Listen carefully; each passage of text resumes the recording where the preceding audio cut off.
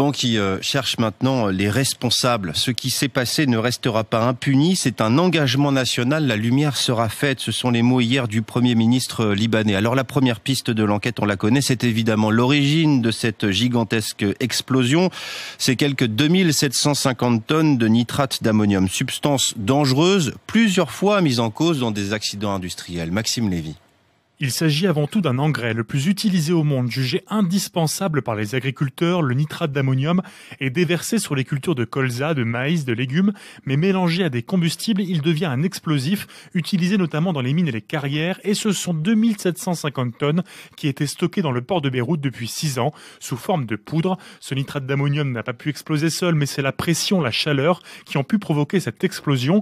Dangerosité qui était connue, la justice a été plusieurs fois alertée par le directeur des douanes libanaise. Pour lui, le hangar n'était pas équipé pour recevoir une telle substance. Avant-hier, à Beyrouth, l'explosion était 10 fois plus puissante que celle de l'usine AZF de Toulouse en 2001.